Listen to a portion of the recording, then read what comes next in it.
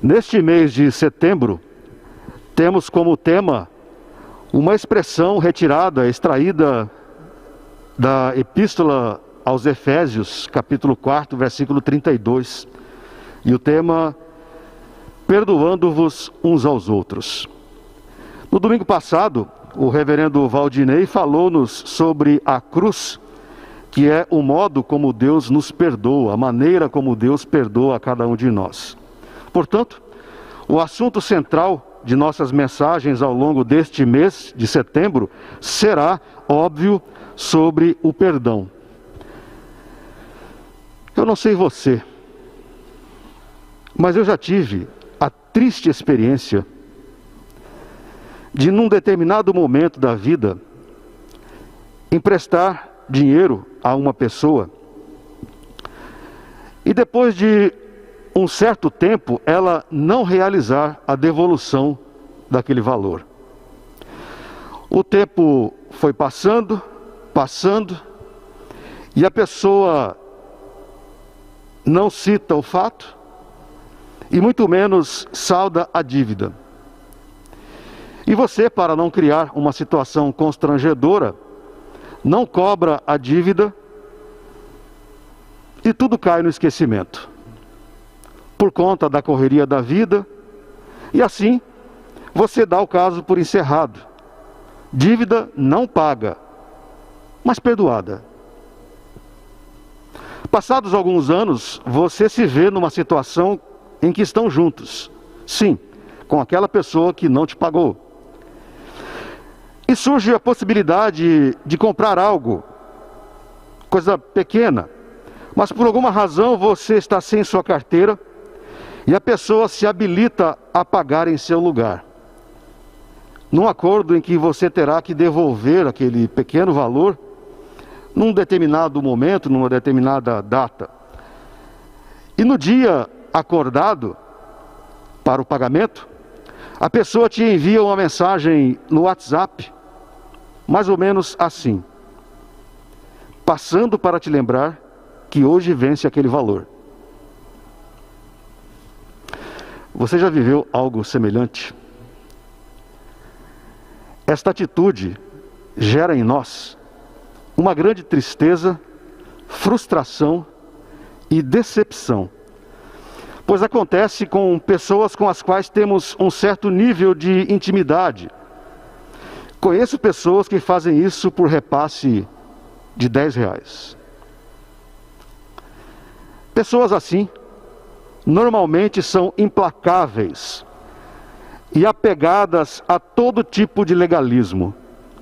Nunca levam em consideração as circunstâncias das outras pessoas, mas apenas a rigidez da lei, a rigidez do acordo feito, seja ele escrito ou informal.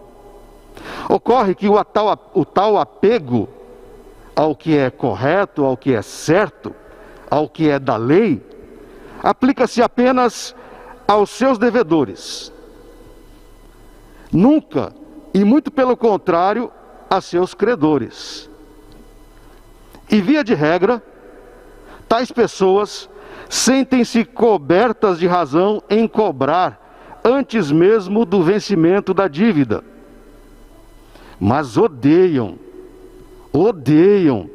e criam verdadeiros barracos se cobradas, mesmo que estejam meses e anos atrasadas no pagamento.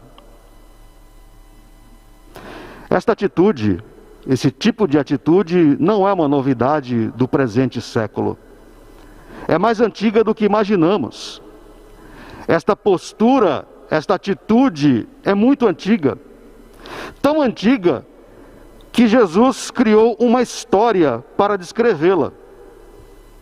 É o texto que nós acabamos de ler, a parábola do credor incompassivo, ou seja, a parábola do credor sem compaixão, sem misericórdia. Embora a parábola contada por Jesus tenha como elemento principal o dinheiro e as finanças, ou os relacionamentos com finanças, com o consequente perdão às dívidas, na maior parte das vezes teremos que lidar com o perdão em outras áreas. Não apenas na área financeira, o que faz uma pequena parte da nossa vida. Temos que lidar com o perdão, além dessas questões financeiras, temos que diariamente lidar com o perdão em outras áreas, tais como as ofensas, a maledicência, a traição, os julgamentos e, em muitos casos, com o equívoco, o mal-entendido e também com as falhas na comunicação, o que é muito comum entre nós. Afinal, diante de tudo isso, diante desse texto que acabamos de ler, da parábola do credor incompassivo, que foi perdoado, ele tinha uma dívida milionária e foi perdoado a sua dívida, mas para aquele que ele devia alguns trocados não houve misericórdia alguma.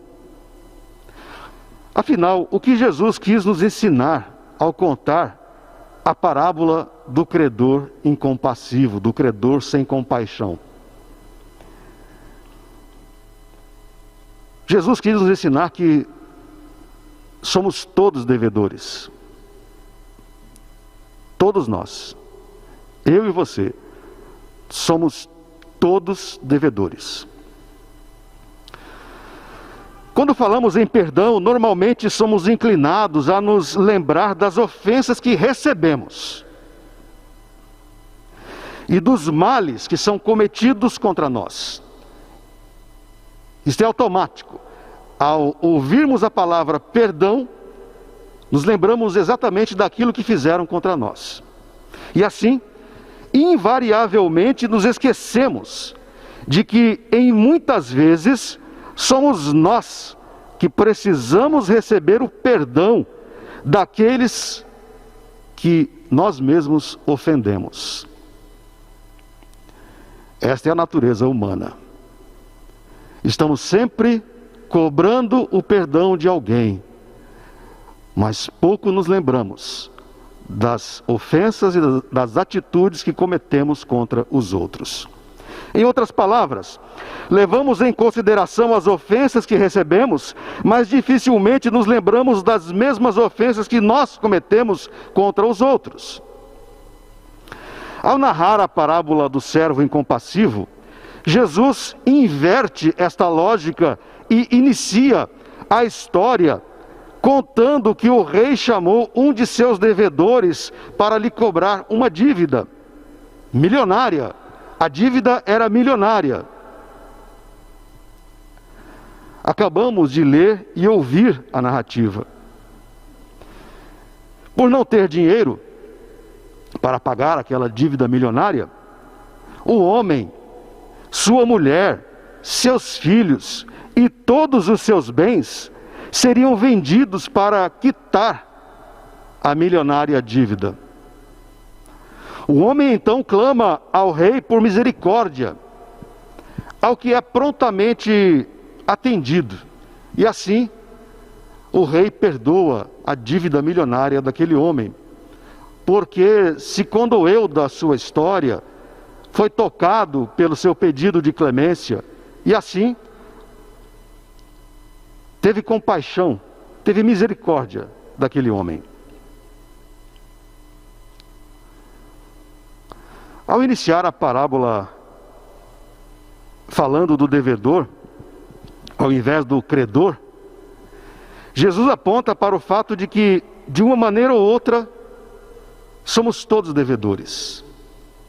Sim, somos todos devedores e de alguma maneira e em algum tempo, ao invés de perdoar, precisamos clamar pelo perdão da nossa dívida.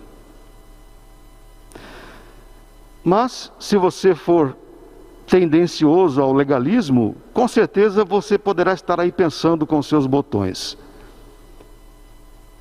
para se sentir mais tranquilo. Isso não se aplica a mim, pois eu sou muito controlado financeiramente e não devo um centavo sequer a quem quer que seja. Embora a parábola trate de questões financeiras, o seu tema principal é o perdão, E nesse sentido aponta que todos temos uma dívida, somos todos devedores. Todos nós somos devedores, e isso pode ser observado sob duas circunstâncias. A primeira circunstância que podemos observar o fato de sermos devedores é com relação a Deus.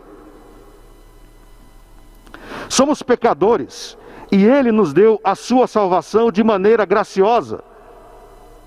E esta é a beleza da salvação que há em Jesus Cristo. Ela é gratuita. Pesava sobre nós o peso da morte, mas Ele nos salvou.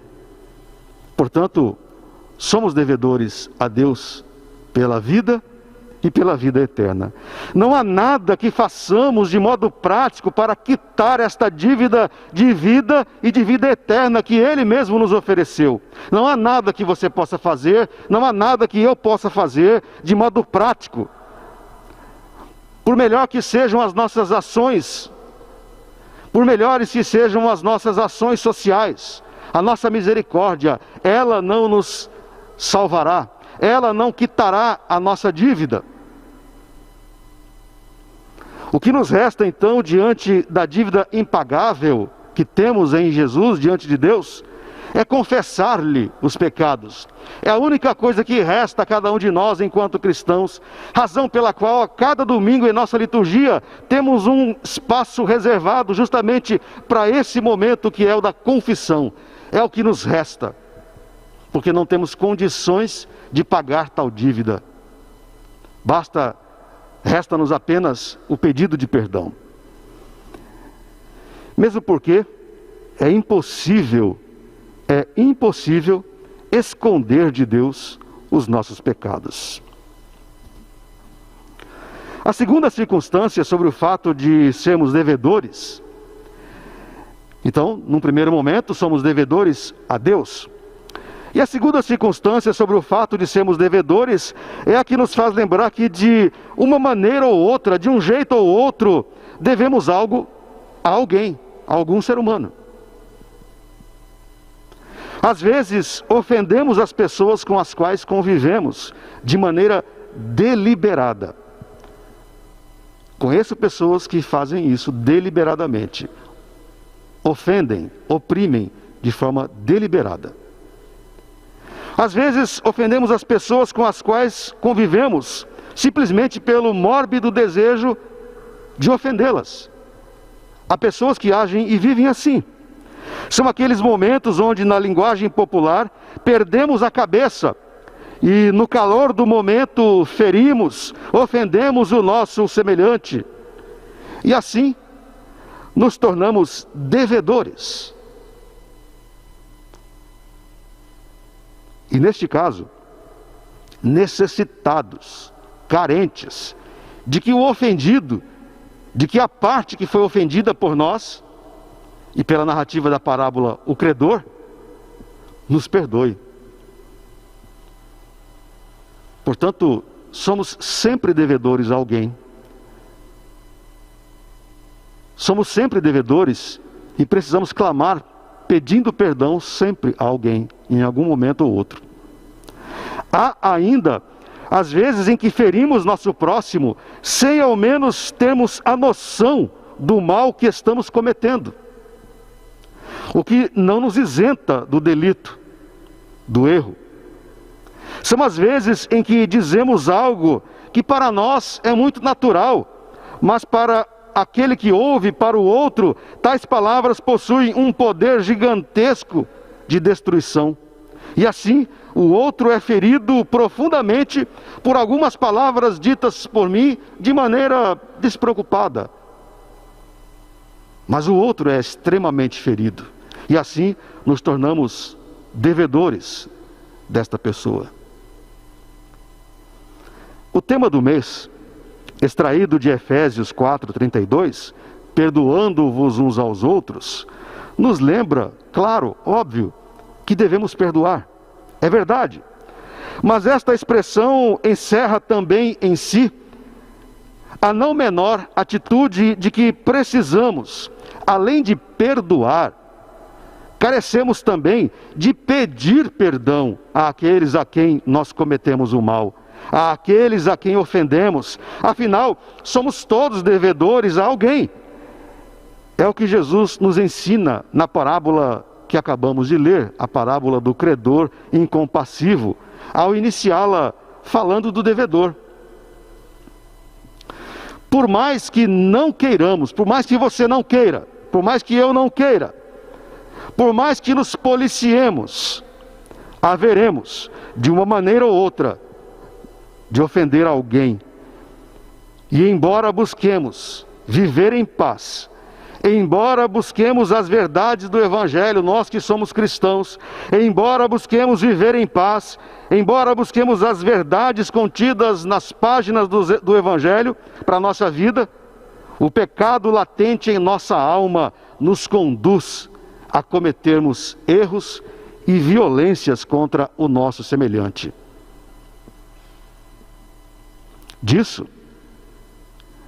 Desta verdade, já sabia o apóstolo Paulo ao reconhecer: não faço o bem que eu prefiro fazer, mas o mal que não quero, esse faço. Miserável homem que sou. O que eu quero fazer, não consigo. E o que eu não quero fazer, acabo fazendo. Miserável homem que sou. E o que faz com que isso aconteça em nossa alma? O pecado. É o pecado latente dentro de nós que faz assim com que cometamos tais desatinos. Você cometeu algum delito contra alguém? Seja ele em palavras, ou em gestos, ou ações? Você tramou contra alguém e se sente mal por ter cometido tais ações? Peça perdão. Pedir perdão é o reconhecimento a si mesmo de que é humano e, como tal, sujeito ao erro, ao pecado. O pedido de perdão carrega um enorme poder de desarme. Os pedidos de perdão conseguem evitar a contra-violência e, assim, o perdão consegue estancar o processo de ódio, violência e vingança, que são normais em muitas situações. Pedimos perdão porque somos pecadores. Pecamos contra Deus e também pecamos contra o nosso próximo. Porque esta é a marca da humanidade, o pecado. Por esta razão, precisamos pedir perdão a ambos, a Deus e a quem é o alvo de nossas maldades. Razão pela qual a parábola nos ensina, nos exorta. Somos todos devedores. Todos nós. Ainda que a nossa natureza inclinada ao erro, a nossa natureza pecadora, queira sempre achar que nós somos credores. Sempre credores. Mas a verdade é que nós somos todos devedores. Além de demonstrar que somos todos pecadores, portanto devedores, a parábola do credor incompassivo também nos ensina que somos, de fato, aí sim, todos credores. Segundo a parábola contada por Jesus, ao sair da presença do rei, o homem encontrou outro homem, um servo seu, portanto, um conservo. E este segundo homem o devia alguns trocados. E o homem que havia acabado de ser perdoado, cobra o homem que lhe devia uns trocados, e agarrando-lhe pelo pescoço, diz a parábola, agarrando-lhe pelo pescoço, cobrou a dívida. Me pague o que você deve. O homem, caindo de joelhos, suplicou: suplicou para que o milionário devedor perdoado, agora credor, tivesse paciência e que em momento oportuno lhe pagaria. E então, aquele que havia tido a sua dívida milionária perdoada pelo rei, agora manda para a prisão o homem que lhe devia alguns trocados.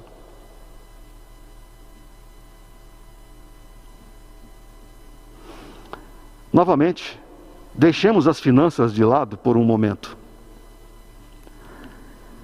O que Jesus está propondo nesta parábola é que, se por um lado todos cometemos pecados, somos devedores.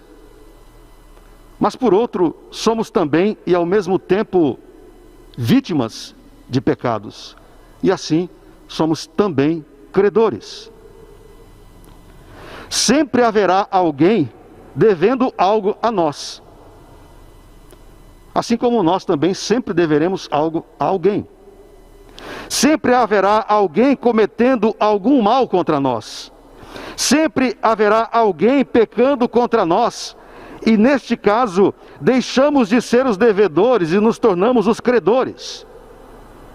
Aqueles que podem e devem perdoar as dívidas. Ou seja, as ofensas e as maldades cometidas contra nós. Ao propormos o tema perdoando-vos uns aos outros, não estamos em hipótese alguma banalizando o perdão. Pelo contrário, sabemos das dificuldades que todos possuem em perdoar. Todos nós temos muitas dificuldades. Temos uma dificuldade gigantesca em perdoar. Isso é fruto do próprio pecado. É o pecado que habita em nós, que age dentro de nós e nos faz pensar e agir dessa maneira, com muita resistência a perdoar. O perdão, para a natureza humana caída e corrompida, o perdão é uma afronta à nossa natureza manchada pelo pecado. Nossa inclinação ao pecado não permite admitirmos a misericórdia como uma expressão de amor. Ao contrário, ao invés do perdão, o pecado nos tenta a que pratiquemos a vingança, ao invés do perdão. A vingança como resposta ao que cometem contra nós. Nesse sentido, a luta é constante. A luta é constante e diária dentro de cada um de nós.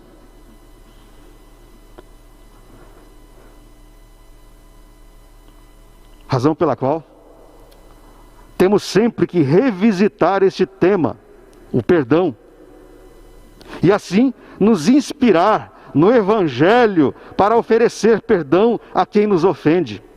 Somos constantemente incitados a sermos implacáveis com quem nos ofendeu. Para oferecermos o perdão, é preciso primeiro entendê-lo. Há muitas ideias equivocadas a respeito dele, do perdão. E estas percepções equivocadas a respeito do perdão somam-se à natureza humana para dificultar a nossa atitude em perdoar. Uma das ideias equivocadas a respeito do perdão é que o perdão, é o esquecimento da falta cometida contra nós. E é justamente esta concepção que faz com que muitos não se sintam prontos, preparados para perdoar. E dizem, não consigo esquecer o que me fizeram. Portanto, não consigo perdoar. Este é um grande equívoco. É um grande equívoco. Na verdade, quem perdoa não esquece jamais. Quem perdoa não esquece jamais. Esta ideia de que perdão é esquecimento, isso não tem sentido.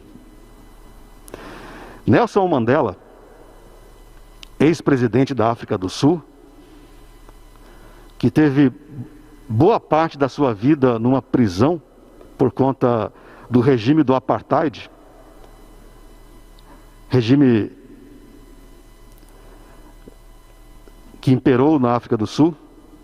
Ao deixar o cargo de presidente em junho de 1999, Nelson Mandela disse: os sul-africanos devem recordar o passado terrível para que possamos lidar com ele, perdoando, pois o perdão é necessário, mas sem nunca esquecer, para que aquilo não volte a acontecer no futuro.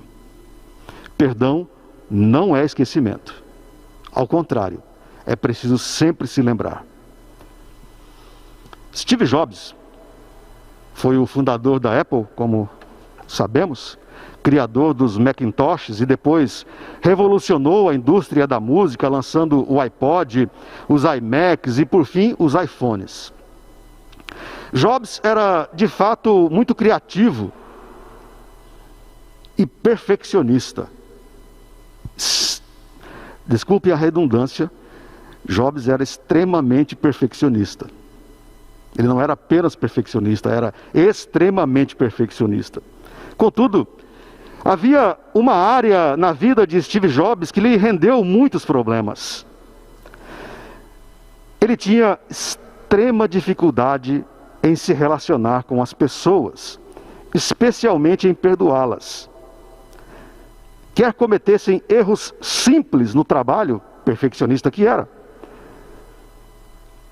ou em perdoar ofensas e traição, o que era muito comum, o que é muito comum no mundo corporativo, especialmente neste em que Jobs vivia. Simplesmente Jobs não conseguia perdoar, e no mundo corporativo que vivia guardava rancores por décadas de alguém que o traísse. Steve Jobs morreu em 2011, vítima de câncer no pâncreas.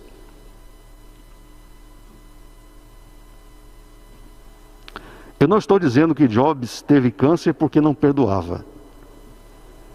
Mas hoje, a medicina já sabe que pessoas que nutrem ódio, rancor e desperdão estão mais sujeitas à incidência do câncer e de tantas outras doenças. Portanto, perdoar é, antes de tudo, um ato de amor para si mesmo e também, claro, para o autor das ofensas. Eu já fui vítima, Roberto Mauro, eu já fui vítima de falso testemunho, que é quando você é acusado de algo que não cometeu. E como um abismo puxa outro, a consequência do falso testemunho é a difamação. Então, você é duplamente vítima. Num primeiro momento, é acusado de algo que não fez, e ainda por cima é difamado por isso. Adoeci emocionalmente. Não me lembro de ter passado em toda a minha vida por um momento pior que aquele. Precisei de alguns anos para me curar. E a cura só aconteceu depois que eu me dispus a perdoar quem levantou o falso testemunho. Perdoar foi um bálsamo para minha alma. Fiquei livre, fiquei leve. E hoje, e depois disso, depois do perdão que eu pude oferecer, cada vez que me encontro com a pessoa que levantou o falso testemunho, eu me sinto mais forte e ela mais fraca e envergonhada pelo que fez. Embora nunca tenha tido a honestidade de me pedir perdão.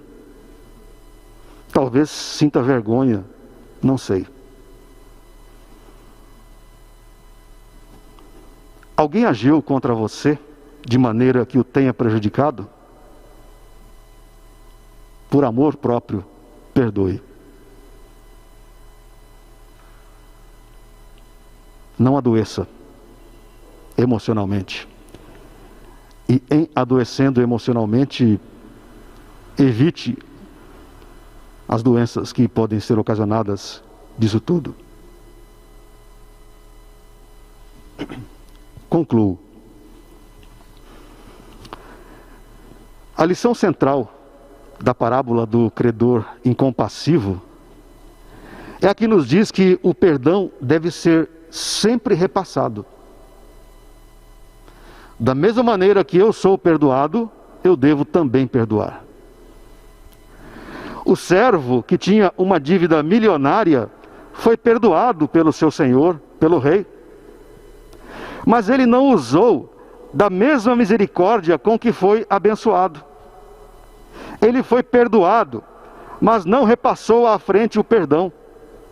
Razão pela qual é chamado pelo rei de servo malvado.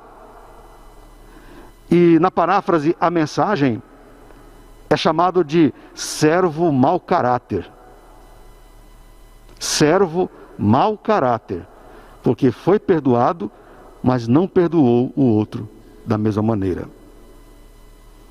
Por maior que seja o pecado cometido contra você, sempre haverá oportunidade do perdão, desde que você queira. Desde que você queira. Caso contrário, será escravo da mágoa e do rancor por toda a vida, e poderá acabar como Steve Jobs.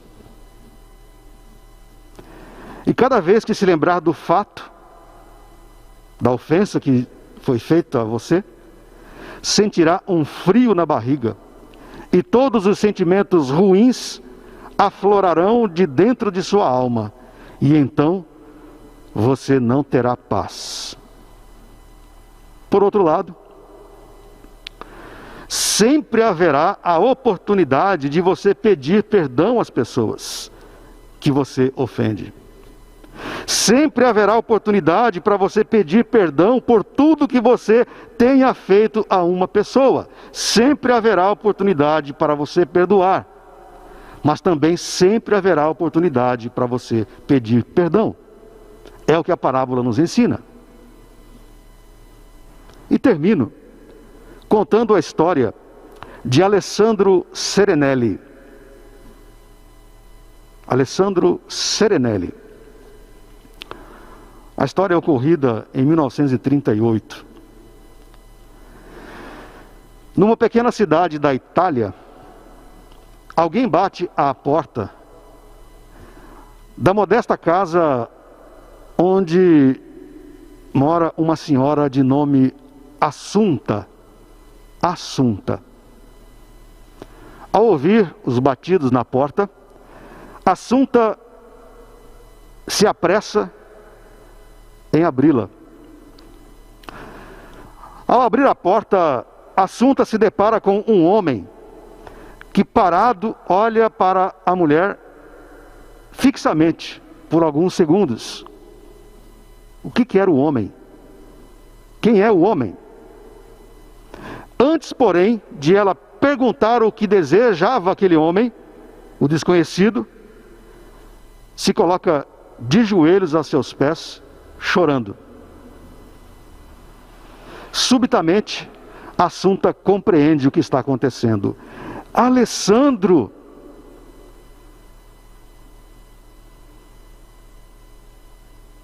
Numa resposta espantada, sim, é Alessandro Serenelli, o assassino da sua filha, Maria Goretti.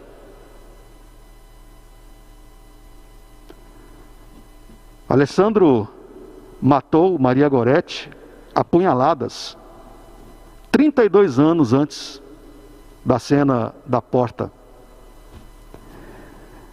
Alessandro matou Maria Goretti, que tinha 12 anos.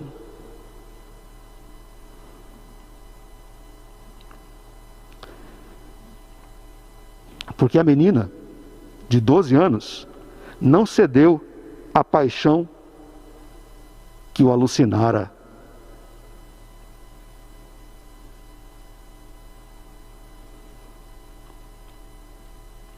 acabou agora de cumprir 28 anos de prisão pelo crime. E veio à porta da mãe da menina, implorando perdão. Chorando, a mãe da menina o abraça e diz: se Maria, antes de morrer, o perdoou, desejando vê-lo no paraíso, se Deus o perdoou, eu também o perdoo. Nesta história, que é verdadeira, ocorrida em 1938, como eu disse, a lição da parábola contada por Jesus é colocada em prática, sem ao menos eles saberem. Temos a vítima, que antes de morrer, perdoou o seu próprio algoz. Temos o assassino, pecador arrependido do mal que cometera, pedindo perdão.